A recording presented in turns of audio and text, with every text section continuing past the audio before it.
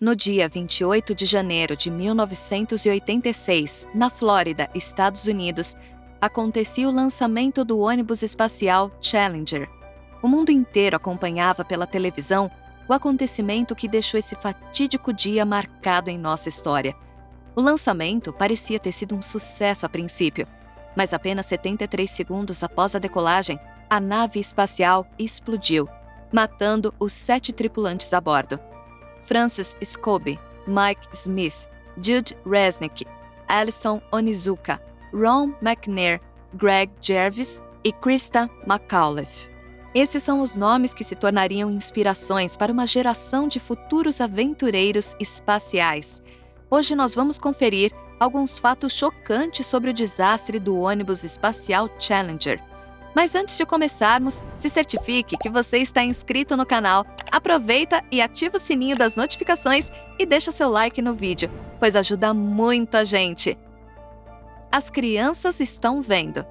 O Challenger foi originalmente construído em 1975 apenas como um veículo teste para o programa de ônibus espaciais e permaneceu desse jeito até ser oficializado como uma nave espacial em 79. Já na sua primeira decolagem em 1983, o ônibus espacial, assim como foi com John Bluford, o primeiro astronauta negro.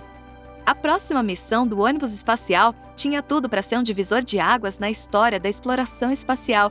Isso seria devido a uma tripulante do Challenger, uma mulher de 37 anos chamada Krista McAuliffe.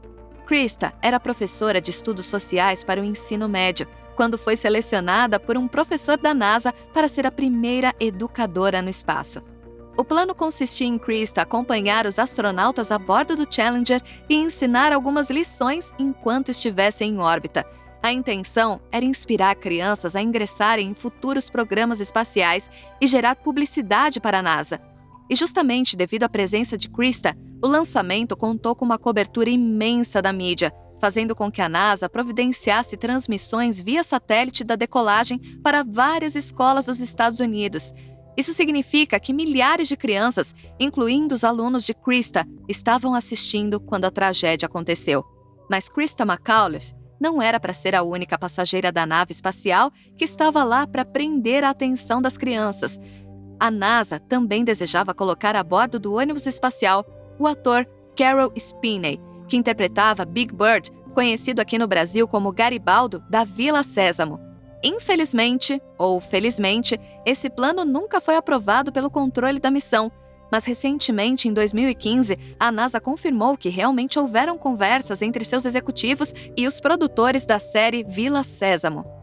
Premonição de um engenheiro. A NASA nomeou a missão como STS-52L e Mike Smith era o piloto da nave espacial naquele dia, que seria o dia que ele teria o primeiro e último voo de sua carreira.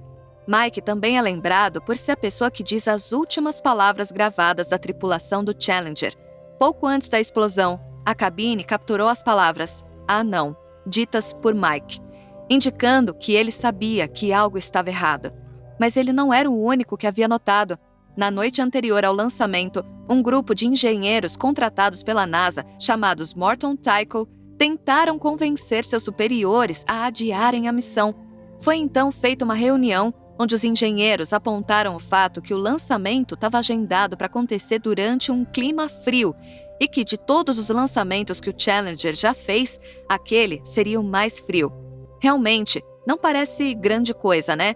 Mas isso significava que os anéis de borracha, chamados O-rings, que selavam várias partes da nave, frequentemente falhavam quando eram expostos a climas tão frios.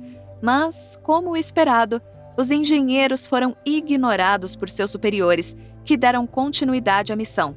Então, um dos engenheiros, o Bob Eberlin, simplesmente voltou para casa, e as primeiras palavras que saíram de sua boca ao ver sua esposa foram: "Vai explodir". Décadas depois do acidente, Eberlin relata que a NASA já estava muito decidida a prosseguir com o plano de lançamento e provar para o mundo que eles estavam certos e que sabiam exatamente o que estavam fazendo.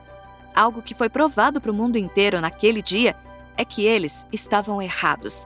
Eberlin se aposentou após o desastre e contou à mídia que sua decisão de prosseguir com os planos após ser comandado para isso o assombrou pelo resto de sua vida. Uma pequena falha, um grande desastre. Os engenheiros de Morton Tycho estavam precisamente corretos em suas previsões.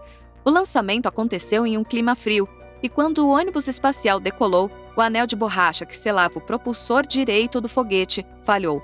O gás aquecido do propulsor escapou do foguete e vaporizou quase que instantaneamente o material que conectava a nave espacial aos propulsores iniciais e ao tanque de combustível. Isso criou rapidamente uma mistura fatal de oxigênio líquido com gás hidrogênio, e a mais de 140 metros do chão, a combinação de químicos explodiu, transformando o tanque de combustível da nave em uma incandescente bola de fogo. Surpreendentemente, os propulsores de combustível sólido não foram afetados, fazendo com que a nave subisse cada vez mais. Vivos e conscientes até o último momento. Quando a tragédia aconteceu, acreditava-se que a tripulação havia morrido instantaneamente, que não haviam sofrido. Mas evidências depois sugeriam um cenário um tanto mais perturbador. Um cenário que a NASA tentou esconder do público, até que uma revista chamada Tropic, do jornal Miami Herald, conduziu uma reportagem investigativa sobre o acidente. E foi revelado que, ao contrário de relatórios anteriores, a cabine do ônibus espacial não havia sido despressurizada no momento da explosão. O que isso significa? Significa que a tripulação muito provavelmente estava viva e consciente durante todo o ocorrido, desde a decolagem até a explosão e a queda inevitável de mais de 150 metros até atingirem o Oceano Atlântico. Essa conclusão é apoiada pelo fato de que muitos dos tripulantes da nave espacial tiveram tempo suficiente para ativar manualmente os seus pacotes de ar emergenciais. Discurso do presidente.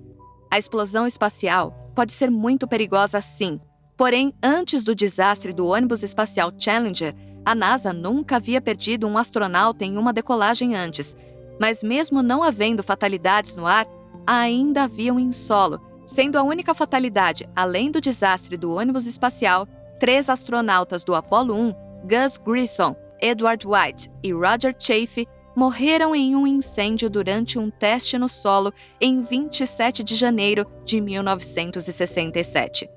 Mas em 28 de janeiro de 86, não era somente o dia que o Challenger iria fazer sua decolagem fatal, mas também era o dia que o presidente dos Estados Unidos, Ronald Reagan, faria seu discurso anual em frente ao Congresso. Mas, com o desastre tendo acontecido apenas 6 horas antes, o presidente optou por adiar o discurso e pessoalmente noticiar o desastre por uma transmissão ao vivo. Empacados por 3 anos. A explosão da nave espacial espalhou destroços por uma vasta parte do Oceano Atlântico, e a equipe de resgate passariam semanas recuperando todos os pedaços. 6 semanas foram necessárias para que mergulhadores navais conseguissem finalmente localizar a cabine da tripulação 30 metros abaixo da superfície e aproximadamente 24 quilômetros da costa de Cape Canaveral, local de lançamento do Challenger. Os corpos dos astronautas e da professora foram recuperados, felizmente, e aqueles que conseguiram ser reconhecidos foram devolvidos às suas famílias. Aqueles que não foram enterrados em um monumento no Cemitério Nacional de Arlington. Após o desastre, investigadores concluíram que a NASA de fato violou de propósito regras de lançamento. Os engenheiros avisaram aos seus superiores que estava muito frio para o prosseguimento da missão, segundo os procedimentos da própria NASA. Um antigo cientista-chefe da NASA, chamado Ken Iliff, afirmou que falhar em observar e seguir à risca as regras foi a causa principal do desastre. Então, por quê? Por que a NASA ignorou informações e regras tão cruciais? Bem, existem muitos fatores que influenciaram na decisão de prosseguir com a missão, mas a Comissão Rogers, comissão presidencial responsável pela investigação oficial do desastre, declarou que em um esforço da NASA de acelerar a missão para atingirem a meta de 24 missões por ano, a agência espacial demandou muito de seus funcionários e sistemas, forçando eles a trabalharem além de sua capacidade. Essa motivação para efetuar mais lançamentos estava diretamente conectada à sobrevivência do programa de ônibus espaciais, que foi projetado para cumprir sua função como uma nave espacial de lançamento único, que poderia beneficiar os Estados Unidos em crescimento científico, comercial e militar. A explosão do Challenger apareceu na primeira página de jornais do mundo inteiro, e com isso, o pedido de suspensão imediata do programa de ônibus espaciais, e essa suspensão durou 3 anos inteiros. Durante esse tempo, a NASA trabalhou arduamente para implementar as recomendações de segurança feitas pela Comissão Presidencial, Comissão Rogers. Essa comissão foi criada para evitar que quaisquer desastres parecidos aconteçam novamente. A comissão incluía diversos nomes de peso na área da explosão espacial. Nomes como os astronautas Neil Armstrong, o primeiro ser humano a pisar na Lua, e Sally Ride, a primeira mulher astronauta da história. E os esforços dessa comissão deram resultado, por um tempo, já que a NASA não experienciaria nenhum acidente trágico até o ano de 2003. Dessa vez foi o ônibus espacial Columbia que queimou em pedaços durante sua reentrada na atmosfera da Terra. Destroços na praia e civis no espaço. Destroços do Challenger continuariam a aparecer na costa da Flórida muito tempo depois do desastre. Por exemplo, em dezembro de 1996, quase 11 anos após a explosão, banhistas em Cocoa Beach, a mais de 32 quilômetros do Centro Espacial Kennedy, encontraram 2 grandes pedaços do ônibus espacial. Os pedaços eram tão grandes que a NASA teve que usar um carregador, veículo utilizado em obras, para carregar os destroços. A morte de uma civil, Christa McAuliffe, foi especialmente danosa para o programa espacial, e as repercussões disso durariam por décadas. Na verdade, demorou 22 anos para a NASA mandar outra civil ao espaço. Coincidentemente, essa civil era Barbara Morgan, que era a civil reserva caso Christa McAuliffe não pudesse embarcar no Challenger. Morgan, que assim como Christa era uma professora de estudos sociais em inglês, se juntou à equipe do ônibus espacial Endeavour para uma missão bem-sucedida em 2007. O impacto cultural de Challenger. O Challenger mudou os Estados Unidos e seu programa espacial para sempre, também provando ser uma inspiração para artistas que relembram a tragédia com esculturas, canções e programas de televisão. Um exemplo memorável disso aconteceu em Houston, no espetáculo Rendezvous, em 1986, onde o músico John Michael Jarre, amigo de um astronauta da Challenger, Ronald McNair, tocou um solo de saxofone que o próprio Roland tinha a intenção de tocar durante a missão fatal. O solo foi inserido e adaptado na música de diversos músicos com o passar dos anos.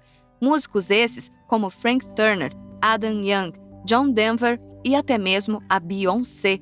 O desastre também foi relembrado e adaptado no roteiro de seriados de TV populares na época, como Punk, A Levada da Breca e Star Trek, A Nova Geração. Uma bola de futebol sobreviveu. No momento de sua destruição, o Challenger, além dos astronautas e dos equipamentos científicos, também estava carregando uma bola de futebol. Um membro da equipe chamado Ellison Onizuka trouxe com ele uma bola de futebol que uma vez foi usada pela sua filha, Janelle, em um jogo de futebol da sua escola. E, milagrosamente, a bola de futebol foi recuperada intacta dos destroços da espaçonave e foi devolvida à filha de Ellison, que permitiu ser colocada à mostra como um memorial à escola de Clear Lake. 30 anos no futuro, um astronauta chamado Shane Kimbrough, com uma filha que também tinha frequentado Clear Lake, perguntou à escola se podia levar a bola com ele em uma missão para a Estação Espacial Internacional. A escola felizmente permitiu, e em fevereiro de 2017, Shane usou seu Twitter para postar uma foto emocionante diretamente da estação espacial que mostrava a bola de futebol da filha de Ellison flutuando em gravidade zero. E você, já tinha ouvido falar do desastre do ônibus espacial Challenger antes? Deixe a sua opinião e a sua sugestão para os próximos vídeos aqui nos comentários. Ah, e não se esquece de conferir os nossos últimos vídeos que estão aparecendo agora na tela. Muito obrigada por assistir e nos vemos na próxima com mais fatos impressionantes.